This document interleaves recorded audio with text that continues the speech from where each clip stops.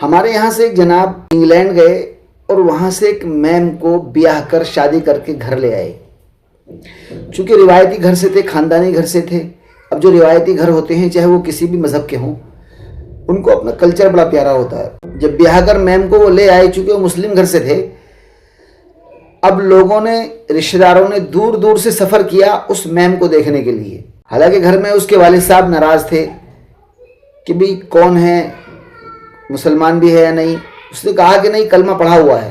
لڑکے کی بہنیں اپنی سہیلیوں کو فخریہ انداز میں بتاتی کہ ہمارا بھائی میم کو بیاہ کر لایا ہے. عورتیں گھونگھٹ ہٹا ہٹا کر اس کو دیکھتی. اب میم نے کچھ دن تو ان کے طریقے سے گزارے، لیکن جیسے ہی گرمیاں شروع ہوئیں، میم نے اسکرٹ نکالی اور پہننی شروع کر دی. گھر کے صحن میں، گھر میں اسکرٹ سے وہ گھوم رہی ہے. اب ان کا کلچر تو ایسا تھا نہیں. اب ابا جی نے تو گھر سے نکلنا چھوڑ دیا، کمرے میں بند ہو گئے، شرم کے مارے کمرے میں بند ہو گئے. بیٹے سے کہا تو اس نے کہا کہ سمجھ جائے گی، کلمہ پڑھا ہوا ہے. کچھ دن کے بعد ان کے یہاں ایک بیٹا پیدا ہوا. اب انہوں نے ختنہ کے لیے کہا تو اس نے منع کر دیا. انہوں نے بیٹے سے کہا کہ بھئی یہ تو ختنہ کو منع کر رہی ہے. اس نے کہا کہ سمجھ جائے گی، کلمہ پڑھا ہوا ہے. لڑکے کی بہنیں میم کی جنسیں پہننے لگیں. جب ان باتوں کی چیمیں گوئیاں گھر میں ہوئیں، لڑکے کے سامنے بات آئیں، اس نے کہا سمجھ جائے گی، کلمہ پڑھا ہوا ہے.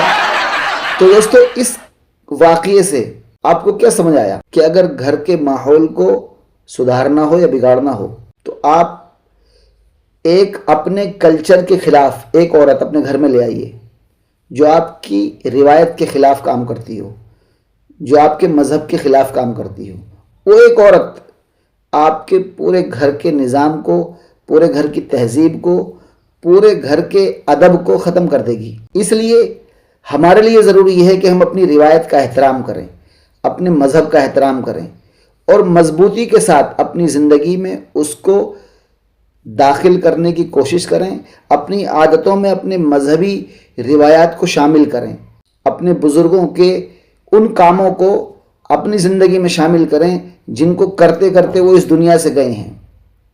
اس لیے جب آدمی اپنی روایت کو بھول جاتا ہے تو وہ اس طرح ہو جاتا ہے کہ دھوبی کا کتا گھر کا رہا نہ گھاٹ کا. دوستو، اس واقعے سے آپ کو کیا سبق ملتا ہے؟